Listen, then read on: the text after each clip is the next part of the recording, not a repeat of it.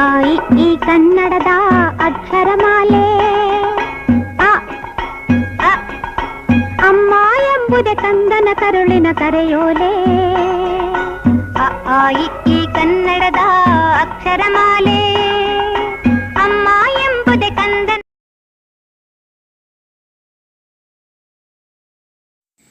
ಪ್ರೀತಿಯ ವಿದ್ಯಾರ್ಥಿಗಳೇ, ಇಂದು ನಾವು ಕನ್ನಡ ವ್ಯಾಕರಣದಲ್ಲಿ ತತ್ಸಮ ಮತ್ತು ತದ್ಭವ ಅಂದರೆ ಏನು ಅನ್ನೋದನ್ನು ತಿಳ್ಕೊಳ್ಳೋಣ. ಸಂಸ್ಕೃತ ಮತ್ತು ಪ್ರಾಕೃತ ಭಾಷೆಗಳಿಂದ ಕನ್ನಡಕ್ಕೆ ಪದಗಳನ್ನು ಪಡೆದುಕೊಳ್ಳುವಾಗ ಅಲ್ಪ ಸ್ವಲ್ಪ ಬದಲಾವಣೆ ಒಳಪಟ್ಟ ಹಾಗೂ ಬಹಳಷ್ಟು ಬದಲಾವಣೆಗೆ ಒಳಪಟ್ಟ ಪದಗಳು ಇವೆ. ಹಾಗೆ ನಾವು ಪರೀಕ್ಷಾ ದೃಷ್ಟಿಯಿಂದ ನೋಡೋದಾದರೆ ತತ್ಸಮ ಪದಗಳನ್ನು ತದ್ಭವವಾಗಿಯೂ ತದ್ಭವ ಪದಗಳನ್ನು ತತ್ಸಮವಾಗಿಯೂ ಬರೆಯೋದನ್ನು ಕಲಿಬೇಕಾಗತ್ತೆ. ಹಾಗಾಗಿ ನಾವು ತತ್ಸಮ ಅಂದ್ರೇನು, ತದ್ಭವ ಅಂದ್ರೇನು ಅಂಥೇಳಿ ಮೊದಲಿಗೆ ತಿಳಿದುಕೊಳ್ಳೋಣ. ನಾವೀಗ ಮೊದಲನೇದಾಗಿ ತತ್ಸಮ ಅಂದರೆ ಏನು ಅನ್ನೋದನ್ನು ನೋಡೋಣ. ತತ್ ಎಂದರೆ ಅದಕ್ಕೆ, ಅದಕ್ಕೆ ಅಂತಂದರೆ ಸಂಸ್ಕೃತಕ್ಕೆ ಅಥವಾ ಪ್ರಾಕೃತಕ್ಕೆ. ಸಮ ಎಂದರೆ ಸಮಾನ, ಸಂಸ್ಕೃತಕ್ಕೆ ಸಮಾನವಾದುದು. ಹಾಗಾಗಿ ತತ್ಸಮ ಎಂದರೆ ಸಂಸ್ಕೃತಕ್ಕೆ ಸಮಾನವಾದುದು ಎಂದರ್ಥ. ಸಂಸ್ಕೃತದಿಂದ ಕನ್ನಡಕ್ಕೆ ಬರುವಾಗ ಯಾವುದೇ ಬದಲಾವಣೆ ಹೊಂದದೆ ಹಾಗೆಯೇ ಬಂದು ಸೇರಿದ ಪದಗಳು.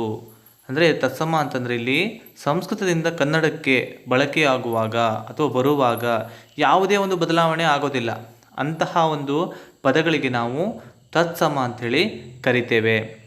ಉದಾಹರಣೆ ನೋಡೋದಾದರೆ ರಾಮ, ಭೀಮ, ವಸಂತ, ಸೋಮ, ಚಂದ್ರ, ಸ್ತ್ರೀ ಇತ್ಯಾದಿ ಪದಗಳು ನಮಗೆ ಸಂಸ್ಕೃತ ಪದಗಳು. ಅವುಗಳನ್ನು ನಾವು ಕನ್ನಡದಲ್ಲಿ ಬಳಕೆ ಮಾಡಿದಾಗೂ ಸಹಿತ ಅವನ್ನ ಹಾಗೆಯೇ ನಾವು ಏನು ಮಾಡ್ತೀವಿ, ಬಳಸ್ತೇವೆ. ಯಾವುದೇ ಬದಲಾವಣೆ ಆಗೋದಿಲ್ಲ. ಈಗ ರಾಮ ಅಂತಿದ್ರೆ ಅದನ್ನು ನಾವು ಕನ್ನಡದಲ್ಲೂ ಸಹಿತ ರಾಮ ಅಂತಲೇ ಬಳಸ್ತೀವಿ. ಭೀಮ ಅದನ್ನು ಕೂಡ. ಹೀಗೆ ಕೆಲವೊಂದು ಪದಗಳನ್ನು ನಾವು ಏನು ಮಾಡ್ತೇವೆ, ಸಂಸ್ಕೃತದಲ್ಲಿರುವಂಥ ಪದಗಳನ್ನು ಅದೇ ರೀತಿಯಾಗಿ ಕನ್ನಡದಲ್ಲೂ ಸಹಿತ ಬಳಕೆ ಮಾಡ್ತೇವೆ. ನಂತರ ನೋಡಿ, ಮಾಲಾ, ಶಾಲಾ, ಆಶಾ, ನಿದ್ರಾ ಇತ್ಯಾದಿ ಆಕಾರಾಂತ ಪದಗಳು ಏಕಾರಾಂತವಾಗಿ ಬದಲಾವಣೆಗೊಂಡು ಕನ್ನಡದಲ್ಲಿ ಬಳಕೆಯಾಗ್ತವೆ. ಹೇಗೆ ಅಂತಂದರೆ, ಈಗ ಸಂಸ್ಕೃತದಲ್ಲಿ ಮಾಲಾ ಎನ್ನುವಂತಹ ಪದ ಕನ್ನಡದಲ್ಲಿ ಮಾಲೆ, ಶಾಲಾ ಎನ್ನುವಂತಹ ಪದ ಶಾಲೆ, ಆಶಾ ಎನ್ನುವಂತಹ ಪದ ಆಶೆ, ನಿದ್ರಾ ಎನ್ನುವಂತಹ ಪದ ನಿದ್ರೆ.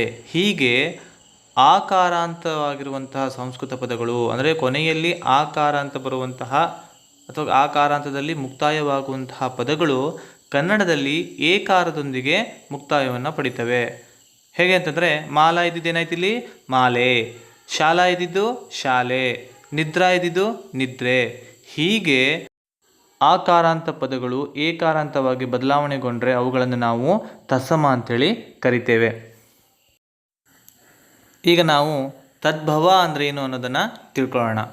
ತದ್ಭವ ಇದರ ಅರ್ಥ ಏನು ಅಂತಂದರೆ, ಸಂಸ್ಕೃತದಿಂದ ಕನ್ನಡಕ್ಕೆ ಬರುವಾಗ ಅಲ್ಪ ಸ್ವಲ್ಪ ಅಥವಾ ಪೂರ್ಣ ಬದಲಾವಣೆ ಹೊಂದಿರುವಂತಹ ಪದಗಳಿಗೆ ನಾವು ತದ್ಭವಗಳು ಅಂಥೇಳಿ ಕರಿತೇವೆ. ತತ್ ಎಂದರೆ ಅದರಿಂದ, ಸಂಸ್ಕೃತದಿಂದ. ಭವ ಅಂದರೆ ಹುಟ್ಟಿದ, ಅಂದರೆ ಸಂಸ್ಕೃತದಿಂದ ಹುಟ್ಟಿದ ಪದಗಳು ಅಂತ ಹೇಳಿ ಅರ್ಥ ಆಗುತ್ತೆ. ಕೆಲವೊಂದು ಸಂಸ್ಕೃತ ಪದಗಳು ಕನ್ನಡಕ್ಕೆ ಬಳಕೆಯಾಗುವಾಗ ಅಲ್ಪ ಬದಲಾವಣೆಯನ್ನು ಹೊಂದ್ತವೆ, ಇನ್ನು ಕೆಲವು ಪೂರ್ಣ ಬದಲಾವಣೆಯನ್ನು ಹೊಂದ್ತವೆ. ಅಂತಹ ಒಂದು ಪದಗಳಿಗೆ ನಾವೇನಂತ ಹೇಳ್ತೀವಿ, ತದ್ಭವ ಪದಗಳು ಅಂಥೇಳಿ ಹೇಳ್ತೇವೆ. ಇಲ್ಲಿ ಅಲ್ಪ ಸ್ವಲ್ಪ ಬದಲಾವಣೆ ಹೊಂದಿದ ಪದಗಳು ಯಾವುದು ಅಂತಂದರೆ, ಉದಾಹರಣೆಗೆ ಸಿರಿ, ಬಾವಿ, ದನಿ, ಆಸೆ ಇವೆಲ್ಲವೂ ಸಹಿತ ಅಲ್ಪ ಸ್ವಲ್ಪ ಬದಲಾವಣೆ ಹೊಂದಿದಂತಹ ಪದಗಳಾಗಿವೆ. ಇನ್ನು ಪೂರ್ಣ ಬದಲಾವಣೆ ಹೊಂದಿದ ಪದಗಳು ಅಂತಂದರೆ ಯಾವ್ಯಾವುದು ಅಂತಂದರೆ, ಬಸದಿ, ಬೇಸಗೆ, ಕೊಡಲಿ, ಬಸವ, ಬಿನ್ನಣ ಈ ಎಲ್ಲ ಪದಗಳು ಪೂರ್ಣ ಬದಲಾವಣೆಯಾಗಿ ಬಂದಿರುವಂತಹ ಪದಗಳಾಗಿವೆ. ಒಟ್ಟಿನಲ್ಲಿ ಹೀಗೆ ಸಂಸ್ಕೃತದ ಪದಗಳು ಕನ್ನಡಕ್ಕೆ ಬರುವಾಗ ಅಲ್ಪ ಸ್ವಲ್ಪ ಮತ್ತು ಪೂರ್ಣ ಬದಲಾವಣೆಯನ್ನು ಹೊಂದಿ ಬಳಕೆಯಾದರೆ ಅವುಗಳನ್ನು ನಾವು ತದ್ಭವ ಅಂಥೇಳಿ ಕರೆಯುತ್ತೇವೆ. ನಾನೀಗ ಕೆಲವೊಂದು ತತ್ಸಮ ಪದಗಳನ್ನು ಮತ್ತು ತದ್ಭವ ಪದಗಳನ್ನು ಓದ್ತೇನೆ. ಅಂದರೆ ತತ್ಸಮ ಇರುವಂಥದ್ದು ತದ್ಭವದಲ್ಲಿ ಹೇಗೆ ಬದಲಾವಣೆ ಆಗುತ್ತೆ ಅನ್ನೋದನ್ನು ನೋಡೋಣ. ಶ್ರೀ ಸಿರಿ, ಧ್ವನಿ ದನಿ, ಅಡವಿ ಅಟವಿ, ಅಗ್ನಿ ಅಗ್ಗಿ, ಕವಿ ಕಬ್ಬಿಗ, ಬ್ರಹ್ಮ ಬೊಮ್ಮ, ಮೃಗ ಮಿಗ, ಉದ್ಯೋಗ ಉಜ್ಜುಗ, ಯಮ ಜವ, ಅಕ್ಷರ ಅಕ್ಕರ, ಮಾಲ ಮಾಲೆ, ವಿದ್ಯಾ ಬಿಚ್ಚೆ, ನಿತ್ಯ ನಿತ್ಯ, ಸ್ವರ್ಗ ಸಗ್ಗ, ದಿಶ ದಿಸೆ, ಆಶ್ಚರ್ಯ ಅಚ್ಚರಿ, ಪುಸ್ತಕ ಹೊತ್ತಿಗೆ, ಕಾವ್ಯ ಕಬ್ಬ, ಆಕಾಶ ಆಗಸ, ವಂದ್ಯ ಬಂಜೆ, ಸಿಂಹ ಸಿಂಗ, ಭಿಕ್ಷು ಬಿಕ್ಕು, ಕ್ಷಣ ಚಣ, ವಿನಾಯಕ ಬೆನಕ, ನದಿ ನದಿ, ಉದ್ಯೋಗ ಉಜ್ಜುಗ, ಪ್ರಸಾದ ಹಸಾದ, ಕೀರ್ತಿ ಕೀರುತಿ, ಪಶು ಪಶು, ಅಗ್ರ ಅಗ್ಗ, ಪ್ರಾಣ ಹರಣ, ಅಮೃತ